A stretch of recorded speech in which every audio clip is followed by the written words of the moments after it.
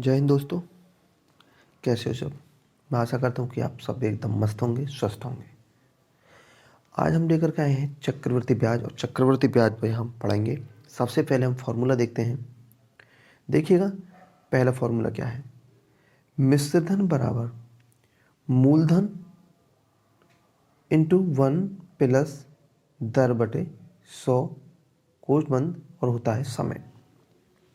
इसी को हम क्या लिख सकते हैं, मिश्र धन को हम लिखते हैं ए, मूलधन को क्या लिखते हैं पी, इंटू 1 प्लस दर को क्या लिखते हैं आर बटे 100 की पावर एन। ये मिश्रधन निकालते हैं। मिश्रधन होता है उसमें से हम मूलधन को माइनस कर देते हैं। तो चक्रवृद्धि ब्याज को हम क्या कहते हैं, सी आई बराबर मिश्रधन को ए कहते हैं, मूलधन को पी कहते हैं। तो मिश्रधन में से मूलधन को हम घटा देते हैं। इतना क्लियर हुआ। एक फॉर्मूला को देख लीजिए। यदि चक्रवृद्धि ब्याज निकलवाता है तो ऐसी कंडीशन में सबसे पहले हमको मिश्रधन निकालना है, ना कि डायरेक्ट चक्रवृद्धि ब्याज का फॉर्मूला लगाना है। जब हम मिश्रधन निकालेंगे तो वो आसानी से मिश्रधन निकल जाएगा। उसके बाद हम चक्रवृद्धि ब्याज निकाल सकते हैं। इतना क्लियर हो गया। अब चलते हैं क्वेश्चन की तरफ। देखिएगा, क्वेश्चन जो है 100 रुपये का 10% वार्षिक की दर से 2 वर्ष का चक्रवृद्धि ब्याज ज्ञात कीजिए। देखिएगा, चक्रवृद्धि ब्याज निकलवा रहा है, लेकिन हमने क्या बताया था, यदि चक्रवृद्धि ब्याज निकालना है तो सबसे पहले आपको मिश्रधन निकालना होगा। ठीक है। अब देखिए, हम मिश्रधन निकालते हैं। तो मिश्रधन का जो फॉर्मूला हमने बताया था क्या होता है, मिश्रधन बराबर, मिश्रधन को बेटा हम क्या कहते हैं ए, मिश्रधन बराबर मूलधन, मूलधन जो हमारा धन होता है इसको कहते हैं पी, मूलधन इंटू 1 प्लस दर, दर को हम क्या कहते हैं आर, क्या कहते हैं आर बटे 100, और ये हो गया समय को क्या कहते हैं एन, टी लिख सकते हैं या एन लिख सकते हैं। समय को क्या कर दिए हम एन।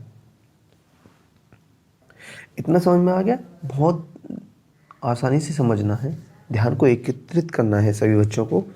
मिश्रधन ए हो गया, मूलधन पी हो गया, 1 प्लस दर को हम आर कहते हैं और बटे 100, और समय को हम एन भी कह सकते हैं टी। हमने एन लिया है तो समय को आप एन कहना है। इतना क्लियर हो गया। अब मैं लिखता हूँ, देखो एक तरफ लिखता हूँ जो 100 रुपये, ये क्या हो गया मूलधन। मैं लिख सकता हूँ इसको पी, क्या लिख सकता हूँ, देखो पी बराबर कितना हो गया 100 रुपये। इतना समझ में आया। उसके बाद मैं लिख सकता हूँ दर, वार्षिक दर, दर को मैं क्या लिख सकता हूँ आर, कितना है 10%। जो भी चीज़ दे रखा है सबको मैं एक तरफ लिखता हूँ। देखो समय है एन, एन बराबर 2 वर्ष लिखता हूँ, ये भी लिख लिया मैंने। हमको चाहिए चक्रवृद्धि ब्याज। चक्रवृद्धि ब्याज को हम कहते हैं सी आई, क्या कहते हैं सी आई कहते हैं। अब करें शुरू से क्वेश्चन को। अब क्वेश्चन को शुरू करते हैं। देखो ए बराबर मूलधन कितना है 100 रुपये, कोष्ठ शुरू 1 प्लस दर कितना है, देखो इधर 10%, 10% कर दिया बटे 100, समय कितना है 2 वर्ष। कितना समझ आ गया। तो ए बराबर 100, जब 1 0 से 1 0 कट जाए कितना हो गया 1 बटा 10, 10 से 1 हम 10, और 1 जोड़ देंगे तो 11, तो 11 बटे 10 की पावर 2 हो जाएगा। तो ए का मान निकालते, देखो ए बराबर 100 गुणा 11 बटे 10 को मैं क्या बार लिख सकता हूँ 2 बार। देखो 11 बटे 10, 11 बटे 10 हो गया। देखो 1 2 1 2, तो ए का मान कितना आ गया 11 में जब 11 की गुणा करेंगे तो 121 होता है। ये हो गया हमारा मिश्रधन। मैंने ए किसको कहा था, मिश्रधन को। देखो ए मिश्रधन को बोला था मैंने, तो मिश्रधन हमारा आ गया 121। हमको चाहिए चक्रवृद्धि ब्याज। मैंने क्या बताया था, चक्रवृद्धि ब्याज हम निकालते हैं, मैंने फॉर्मूला भी दिखाया था आपको। चक्रवृद्धि ब्याज निकालने के लिए हम केवल मिश्र धन में से मूलधन को घटाते हैं, मूलधन को घटा देते हैं।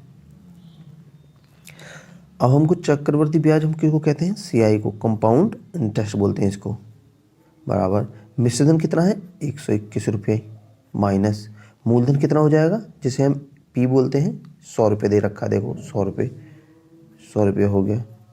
तो सीआई कितना हो गया हमारा, जो चक्रवर्ती ब्याज है 121 में से 100 को घटाएंगे तो कितना हो जाएगा 21 रुपये। थोड़ा सा क्वेश्चन को ऊपर करता हूँ, कितना हो गया 21 रुपये। मैं समझता हूँ कि ये क्वेश्चन बिल्कुल आपकी समझ में आ गया होगा। यदि आपको चक्रवर्ती ब्याज निकालना है तो सबसे पहले हमको मिश्र धन निकालना होगा, और मिश्र धन के बाद हमको चक्रवर्ती ब्याज निकालने के लिए मिश्र धन में से मूलधन को घटा देते हैं। इतना क्लियर हो गया।